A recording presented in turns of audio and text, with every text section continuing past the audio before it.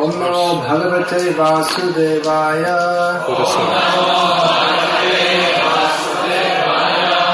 Om Namo Bhagavate Vasudevaya.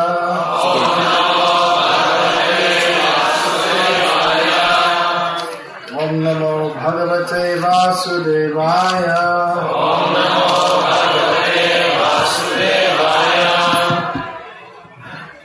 Srimad Bhagavad-gita.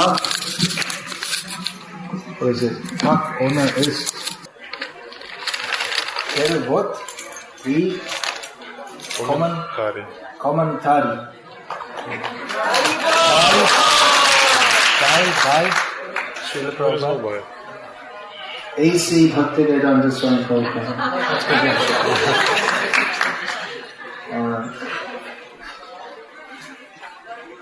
Alright, I have to practice my English, so I'll give the rest of the lecture in English. I didn't get the joke. Chapter 10, text 37. Vrishninam Vasudevosri Pandavanam Dhananjaya Muninam Apyahangyasa Kavinam Ushana Kavihi.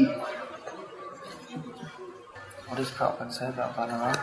Can you say it in brief?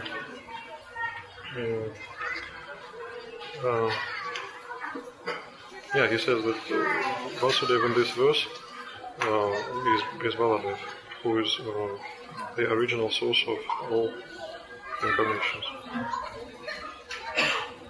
Hare Krsna, Hare Rama. Rama means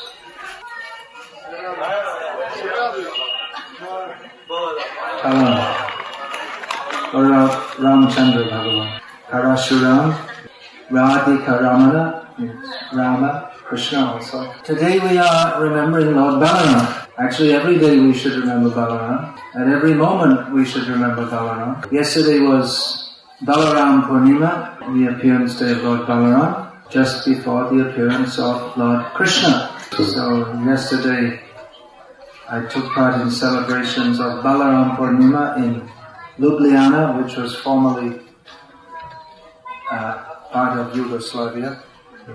And coming here and I'm seeing that you're still celebrating. Usually in the Western countries they adjust the days to fit to the weekend. The celebration of the festivals. Actually, Prabhupada wanted that we can go back to the old, simple, agrarian-based way of life. So when there's a festival day like Balaram Purnima, even if it's in the middle of the week, everyone can celebrate. We're not stuck to office schedules. Krishna and Balaram are the farm Acaryas. In the last few years before his disappearance, Prabhupada was stressing a lot on making these farm communities so that devotees didn't have to live in the cities. They could live on the land, chant Hare Krishna, live simply and be happy. So once Tamal Krishna Maharaj said to Prabhupada that, Prabhupada, you are the farm Acharya.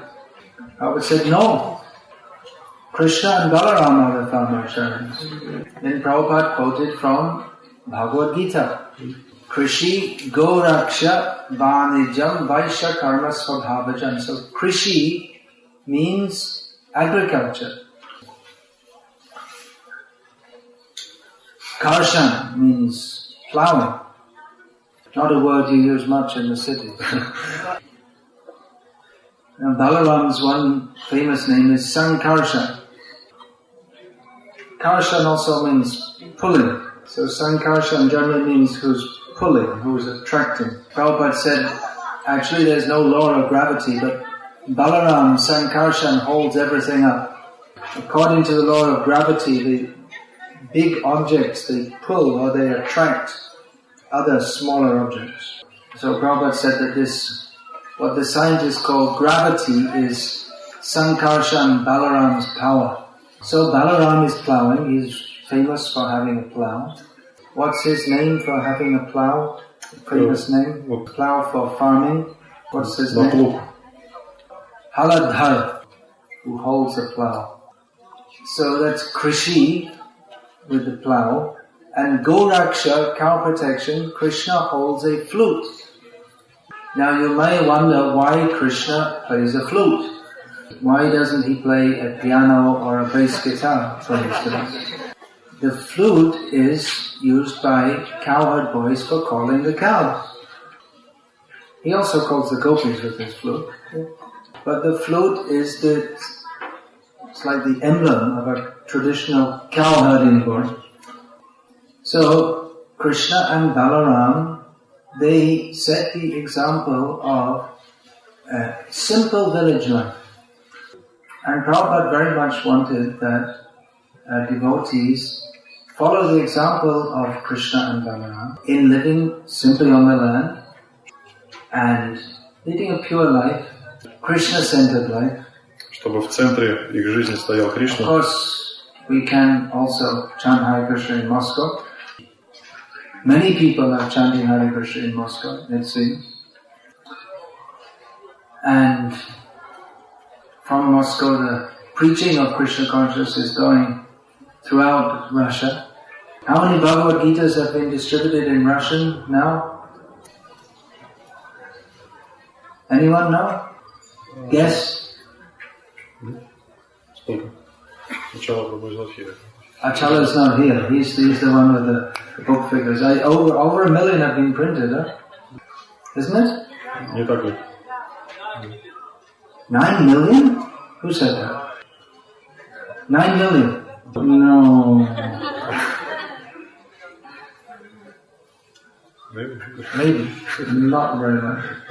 Anyway, whatever the figure is, that it's going up. 1, 2, someone distributed one just now in Vladivostok. Someone just distributed one in Bryansk.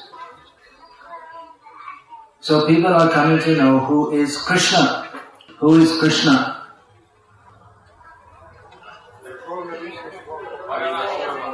Bhagavan, Supreme Personality of God.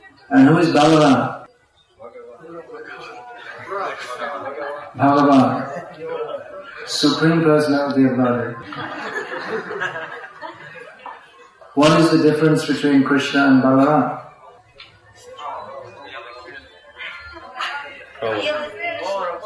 Balaram is white, Krishna is black. Balaram is white and Krishna is black. That's true. In Chaitanya Charitamrita it's stated that the only difference between Krishna and Balaram is that Krishna is black and Balaram is white. Once at Kumbh Mela, one of Prabhupada, because this is stated in Chaitanya Charitamrita, so two of Prabhupada's disciples were having an argument about Krishna and Balarama. Madhudvisha Prabhu said that the only difference between Krishna and Balaram is that Krishna is black and Balaram is white. It's stated right there in teachings of Lord Chaitanya. But Yamuna Devi said no, because Krishna only can dance with Radha, not Balaram. Balaram can't dance with Radharani. He can dance with Krishna, but not with Radharani. So then Tamal Krishna Maharaj came to Prabhupada and told about this disagreement. He said that Madhudvisha says that the only difference between Krishna and Balaram is that Krishna is black and Balaram is white. And Prabhupada said, he's right. Then Tamal Krishna Maharaj said that, well, Yamuna, she says that, well, there is more difference because Krishna can dance with Radha, but Balaram can't. And Prabhupada said, she's right. Then Tamal Krishna Maharaj said that, well, they can't both be right. One of them must be right. Who is right? And Prabhupada said, you decide. What do we understand from this? It's not very easy to understand about Bhagavan. Advaitam, Achyutam, Anadim, Anantarupam. He is described as being one only, Advaitam, Achyutam, Anadim, but having many, many forms. Now, you may see something in this world that is one but has many forms. Just like a Coca-Cola can or a packet of cigarettes, the design is the same, it's It's the same inside.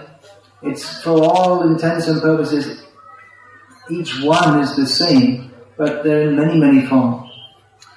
But Krishna and Balaram are not some stereotyped factory product.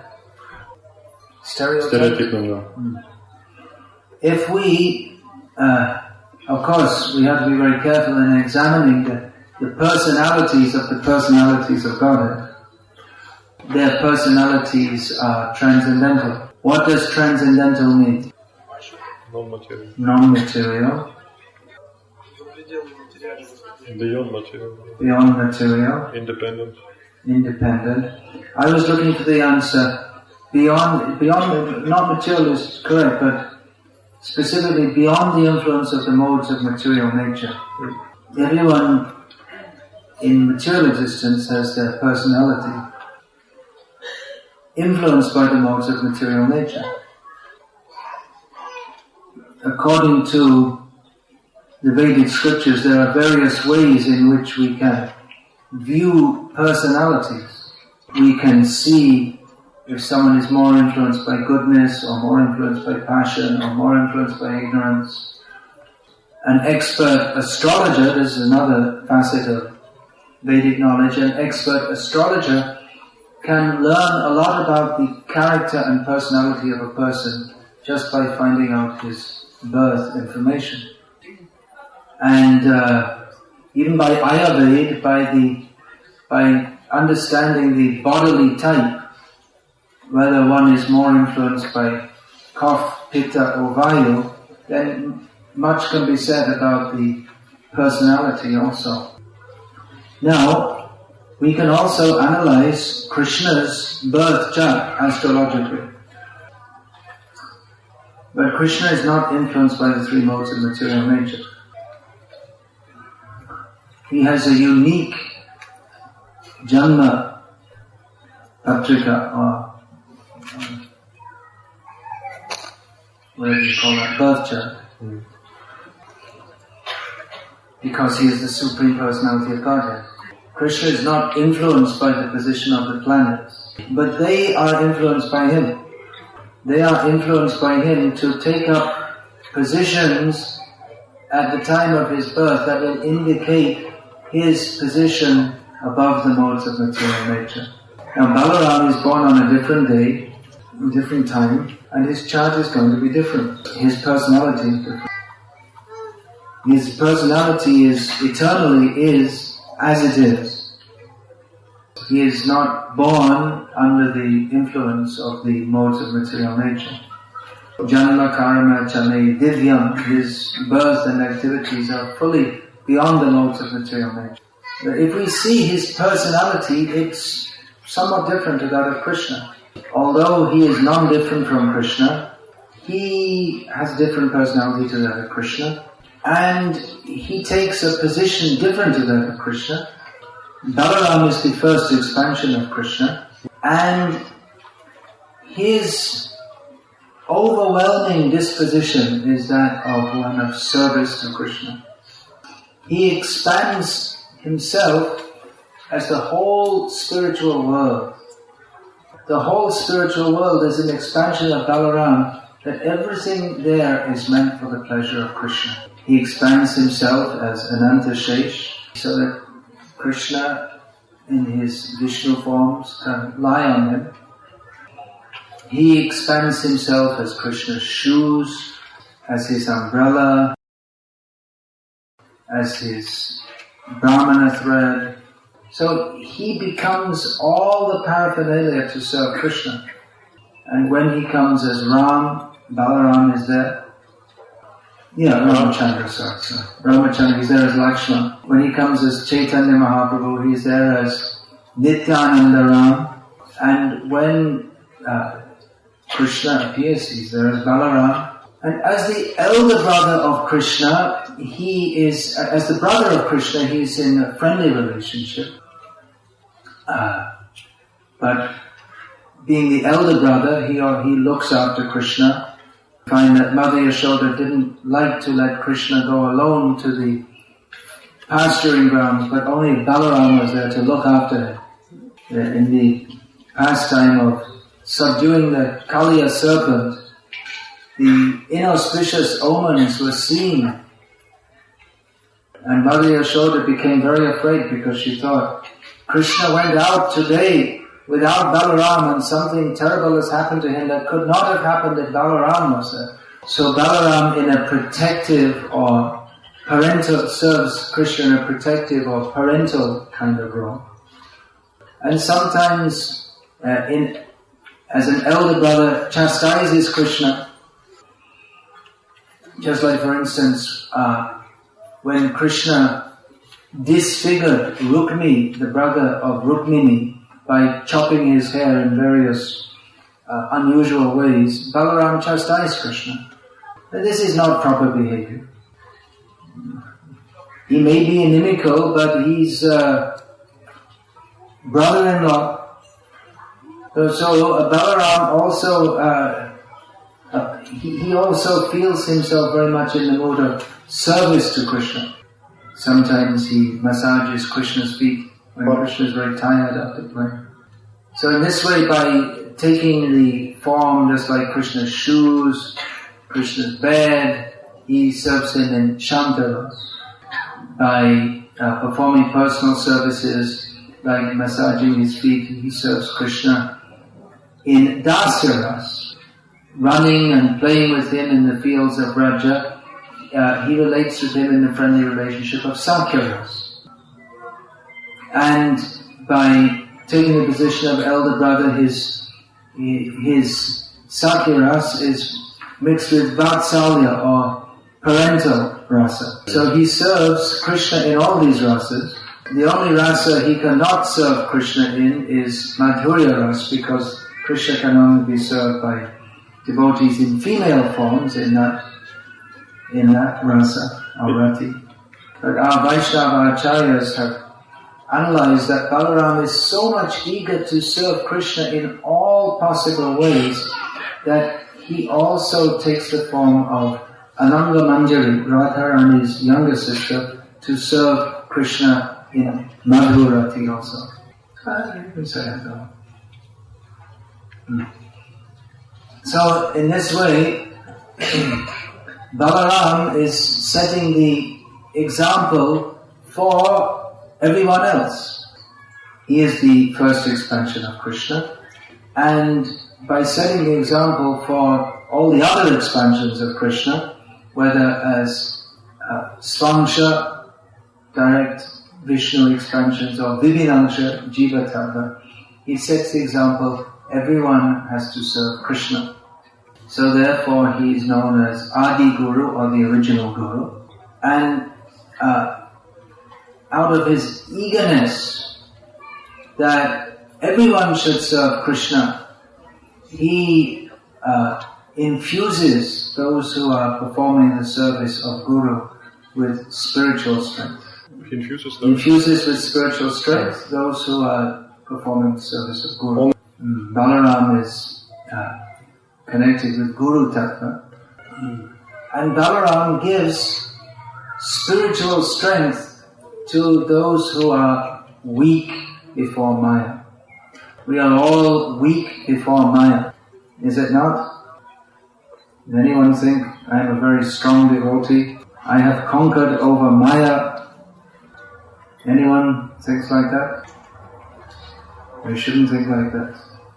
Maya is very powerful. But we can get strength from Balaram. Bala means strength. So,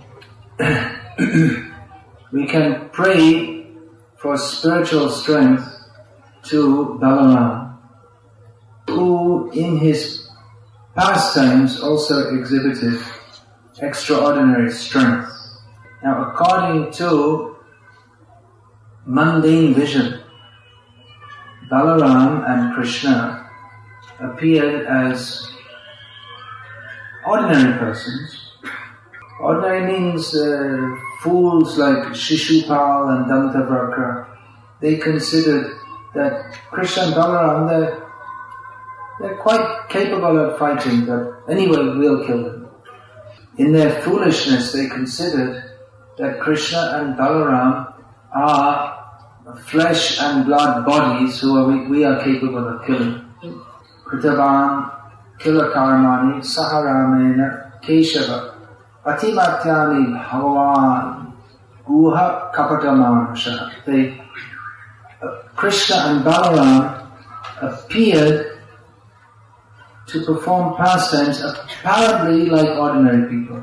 And even though they are far beyond the platform of ordinary human beings, to enjoy their pastimes, they covered their super abilities, and in this way deceived persons who were envious of them. So, even people who didn't recognize Krishna and Balaram as the Supreme Personality of Godhead could understand that they were formidably strong.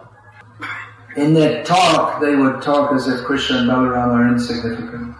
Just like Kamsa, although he was very much afraid of Krishna, among his friends he would talk as if he wasn't at all afraid. He would say, why should we be afraid of Krishna? Just because he picked up a little water snake called Kaliya. He left a little stone called Govardhan. I don't know why people are making so much fuss about Krishna. So in this way, everyone knew that Krishna and Balaram were very powerful, but the demons pretended they weren't afraid. Just as Krishna killed many fearsome demons, so also Balaram killed several demons, for which he is famous as, for instance, Pralambari, the enemy of Pralambasura. So I was saying how Balaram and Krishna, they have their own individual personalities. So one of Balaram's features is that he can become angry very quickly. And when he gets angry, it's not good news for the people who he's angry with. There was, again, one time he was chastising Krishna for disfiguring Rukmi. But on another occasion, Rukmi tried to humiliate Lord Balaram by challenging him to a game of chess or dice and cheatingly pretending that he had won when he hadn't. And even there was a voice, a divine voice from the sky that said, no, actually Balaram has won. But still Rukmi said, no, I won. So Balaram became very angry and picked up his famous club. He's famous for having a plow, and he's also famous for having a club. And on this occasion he picked up his club, and that was the end of Rukmi. Of course that was his good fortune, to be killed by Balaram. That's one way of getting liberation. It's not a recommended process. But those who are very, very sinful, who would simply cause disturbance in the universe life after life, you have to be a really very, very bad demon. Such demons may be killed by the Supreme Lord just to get them out of the scene for some time. Now, Balaram becomes quickly angry. What does this suggest? If we hear about someone's character, he very quickly becomes angry, we think this is not very good. Because we understand that anger arises from frustration. When one is frustrated in trying to get sense gratification, then one becomes angry. As Lord Krishna states in Bhagavad-gita, Kama esha krodha esha rajoguna samudbhavaha.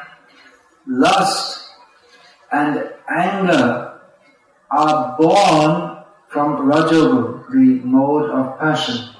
Mahashano mahapatma vidhyanamihavayinam is a very greatly sinful.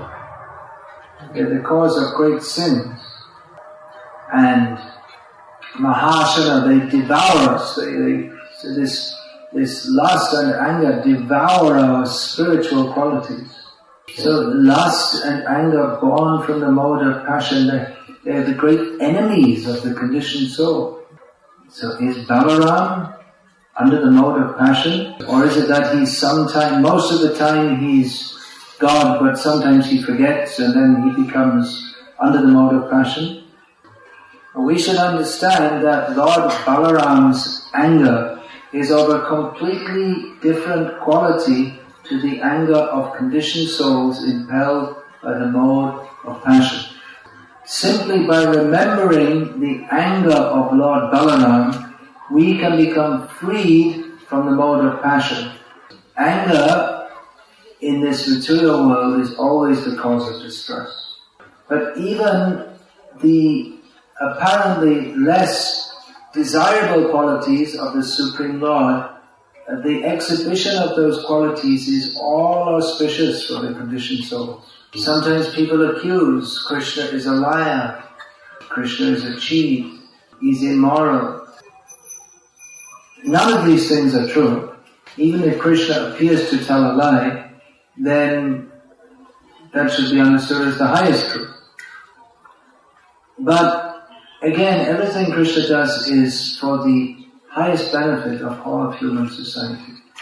By remembering the anger of Balaram or the lying of Krishna, we become purified. We become purified in a manner,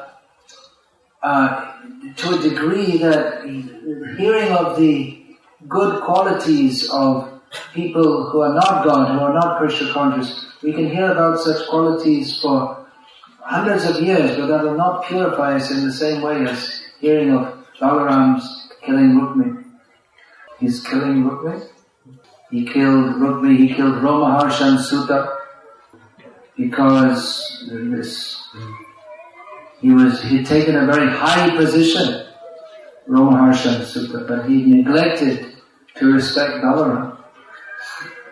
Well, Balaram killed him by touching him with a blade of grass.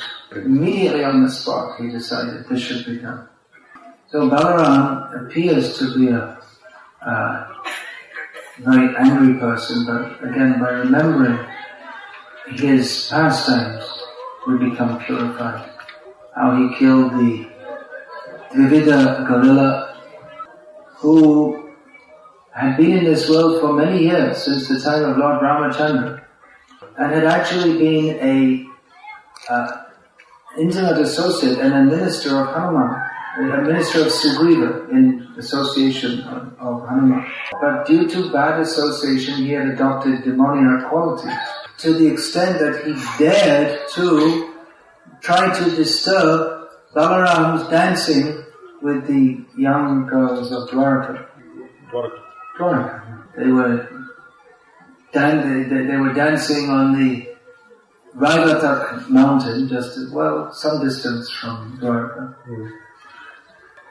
But Dvivida came to disturb them, and he started beating Balaram, but Balaram didn't care at all. Balaram appeared to be somewhat intoxicated. But eventually a fight ensued, in which Dvivida gave great pleasure to Lord Balaram by fighting with him. We don't see such fighters nowadays. Dvivida pulled out the whole mountain was covered with forest, and Dvivida pulled out all the trees and threw them one by one and threw them at Lord Balaram, who eventually clubbed him to death. Many pastimes of Lord Balaram are described, 10th canto of Bhagavatam, and in other scriptures also. So, let us take shelter of Lord Balaram, who gives spiritual strength. Without his mercy, we cannot attain Krishna. Nitaya karuna hobe rate radha Krishna bhave. By the mercy of Nityananda Balaram, one can attain to Radha and Krishna in Vrindavan. So every day we should remember Balaram, especially on Balaram Purnima we remember Balaram. I don't know about now, but previously in our temples, we always used to serve, we always used to offer to Lord Balaram on this day plenty of Varuni. You know what that is, Varuni? I know. Because that's described in when Balaram, he was drinking lots of Varuni and he appeared to be transcendentally intoxicated. So, that Varuni, something like honey. Usually they make it with yogurt and lots of honey.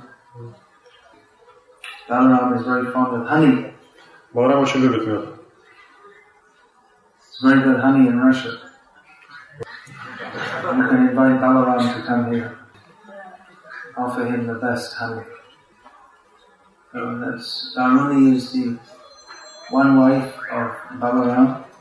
Господа Баларама. Kanti, Revati, these are different wives of Balaram. That's described in the 9th canto of Bhagavatam. There was one king in Satyayuga by the name Raivat Maharaj. He had a very special daughter by the name Revati. And he thought, I need to find out some qualified man to be the husband of Revati. No ordinary man will suffice. So he went up to the planet of Lord Brahma to ask him, who do you recommend? But he had to wait a few minutes to see Lord Brahma, because there was some dancing performance going on. So he waited a few minutes and then Brahma asked him, yes, please come, what do you want? And Raivat Maharaj said, well, I've come to ask your advice on who can be the husband for my daughter. And Brahma simply laughed. He said, my dear king, whoever you might have thought might be a suitable match for your daughter has now died. All your kingdom is completely finished. None of the names even of all the people that you knew on earth are even remembered in human society anymore. Because a few minutes on my planet is millions of years around. But go down right away, Balaram is there, marry your daughter to him.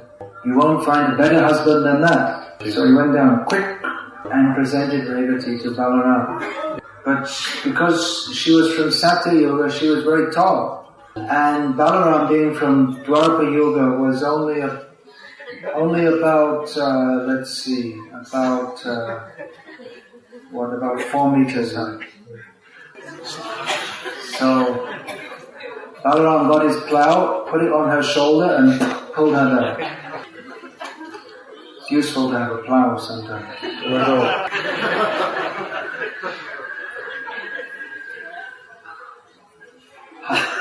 He's known as Haladhar, who holds a plough, that's for farming.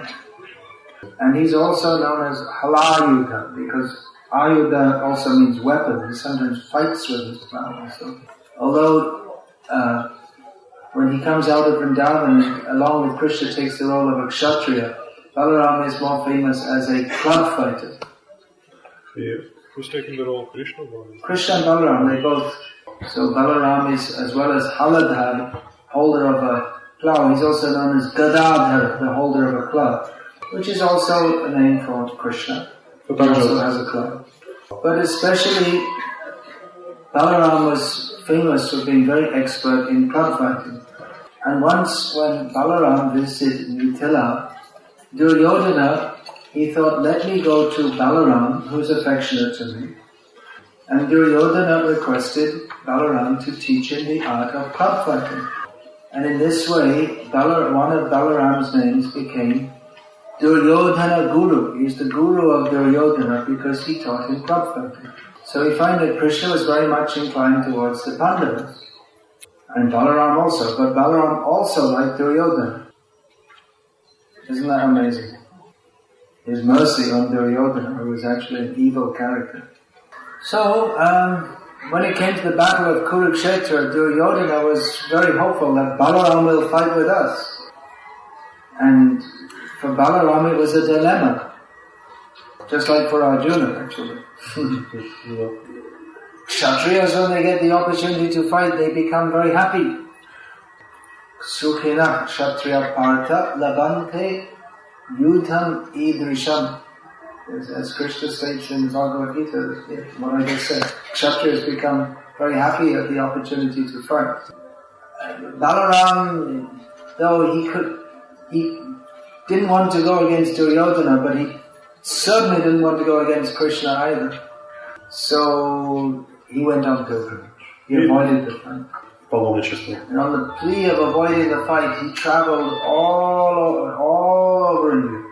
And so many holy places are mentioned that he visited, which are holy places even today. Even at that time, they are holy places and still holy places today.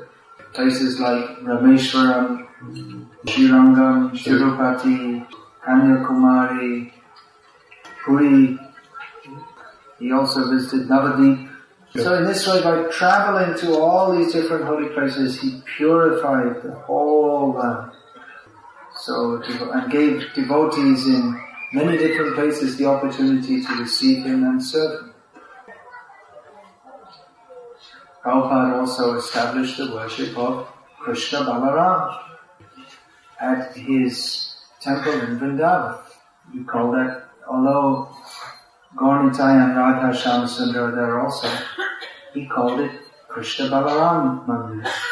As he said, there are already so many temples of Radha Krishna Balaram temple in Vrindavan. Now in the Vrindavan area, of course, everyone knows and loves Balaram. What do they call him? What do they call Balaram? Balai, that's a nickname, but Balai. Dauji. So just like when we meet each other, we may say Haribol, something like that. So in Vrindavan, when people meet, one will say Krishna Kanaya, and then what will they say in reply? Dauji Kabhaya. It means Krishna Kanaya means Krishna, and Dauji Kabhaya also means Krishna. It means the brother of Dauji, brother of Balarama. The Prabhupada said, I want to establish this Krishna Balaram temple just to demonstrate how Gaurnitai are non-different from Krishna and Balarama. Brajendra Nandan Jai Shakchi Shuta Hoilo Se Balarama Hoilo Nitai.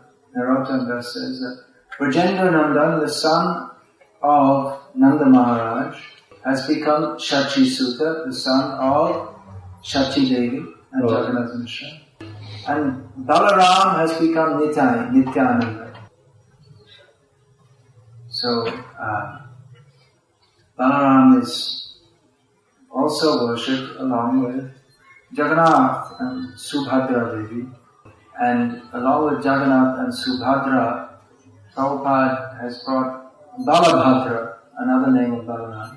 Balabhadra all over the world. Along with the name of... Along with Jagannath and Subhadra, Prabhupada has established the worship of Balabhadra, another name of Balaram, all over the world. So these are a few topics of Balaram. I started writing a book once and I wrote about 50 pages, but then I started another book and I have to finish that one at some point in time. It's relatively easy to start writing books.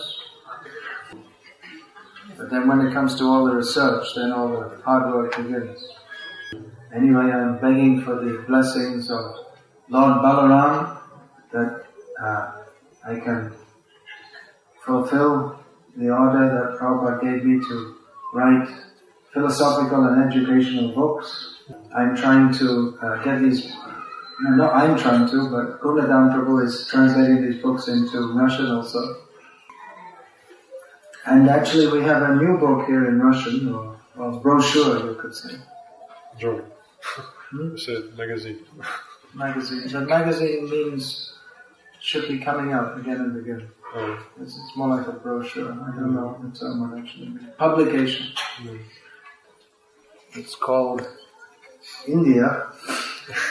Это называется Pilgrimage to Holy Places. Okay. Называется Индия, паломничество по святым местам. And actually this has come out in Russian before English.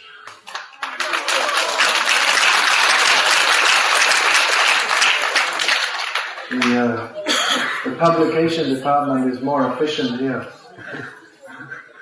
It's translated and published. We're still fiddling around trying to do the English. Any questions? We have a cordless mic? Yeah. Alright. Please speak loudly and we'll repeat. It's mentioned that the Lord comes to protect devotees and to annihilate demons. Mm-hmm. Also it's said that He comes to manifest His pastimes. Mm-hmm. The Lord kills all these demons who at the same time are His servants, Jaya and Vijaya. They offended the four Kumaras, so why did they do it? So probably it was Krishna's desire, Krishna's plan. He wanted them. So what is Krishna's what he puts in the first place? What is in the first place? Did his desire to manifest his pastimes, or his desire to help other living entities to go back to Godhead? Yeah, summarize the question. Everything Krishna does fulfills many purposes at one time. It's all for the benefit of everyone. Okay, I think we'll finish here because it's getting quite late.